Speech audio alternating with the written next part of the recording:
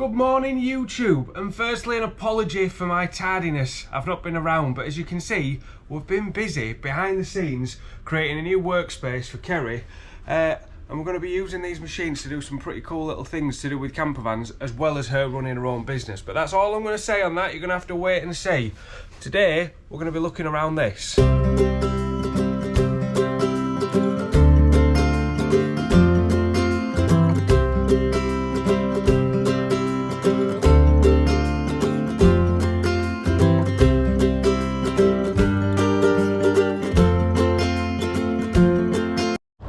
Let's start with the outside and then we'll go in. So she's a long wheelbase semi-high roof 2012 Ford Transit. She's an ex-Murphy van, hence the colour being green, so we didn't change it, but it has been completely covered in a coat of lovely Raptor paint, so it's strong as an ox. Furthermore, on the outside we've got two bonded windows at either side.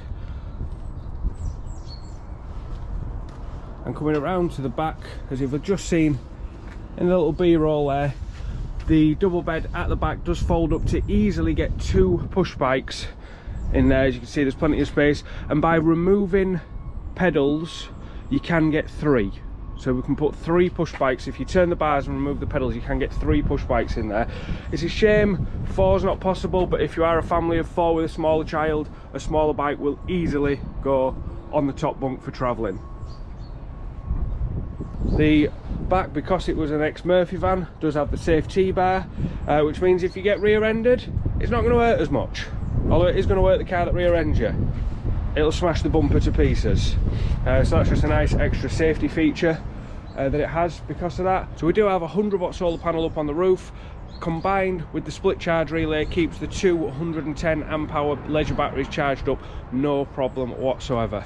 Let's get inside because it's rather nippy. So as we come in, you'll see we've got a nice vinyl flooring. We do need to hoover up.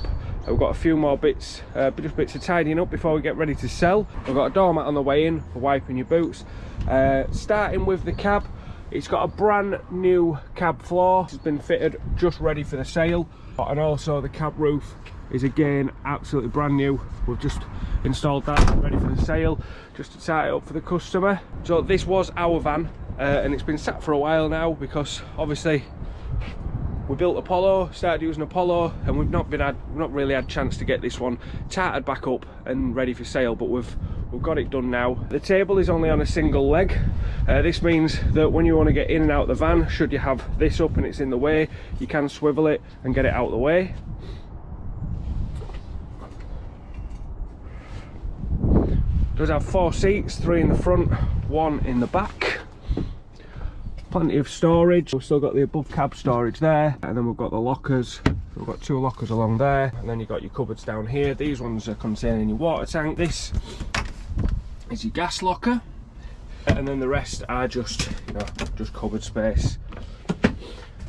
2 gas ring burner, sink, and then just a little bit of extra space there to help lift up. This is only a private toilet. Because of the space, with it only being a long wheelbase, which in sort of sprinter terms or crafter terms is only a medium wheelbase, you've not got that much length. So it meant that a shower would have been a tight squeeze, but we wanted a private toilet.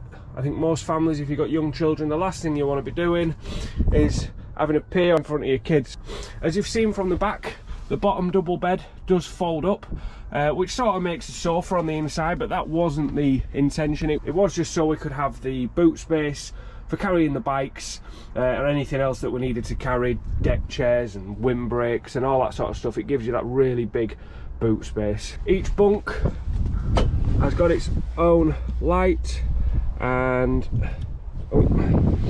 also USB charging point, so everybody can charge up. Same in here, light and charging point, and the one in the back, say if you wanted to use this back as a dog crate for when you're driving instead of bikes, the other side of the bunk does stay there, so you can have that turned on so they're not plunged into darkness while you drive. I'll show you under the bed. So under the bed we do have our 2 110 amp hour leisure batteries, compressor fridge, And then this is just a storage area, but this board does lift out, and under here is your night heater, hence the outlet being there. So that's boxed off separate under there, but that does just lift out, but it just means you've got a good bit of storage area. There is room for changes if you wanted to change any little bits yourself. You see this space here behind the passenger seat. It was a simple way to do it, and we actually built that to fit a large suitcase, so all our clothes could go in there, and dirty washing could go in there, junk could go in there, and it meant that we could just wheel it in and out the house. So it was the best way for us, but you could possibly put like a locker or a storage cabinet or something like that in there if you wanted to.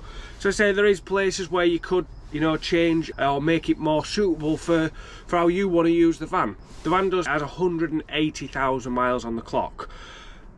With it being an ex-service van, it's been serviced whenever it needed it. Murphy really look after the van. We're going to be selling the van for £8,500. There are two jobs that need doing on the van. One is second gear has got up and gone. We are sourcing just a new gearbox. I'm not messing about trying to repair a single gear.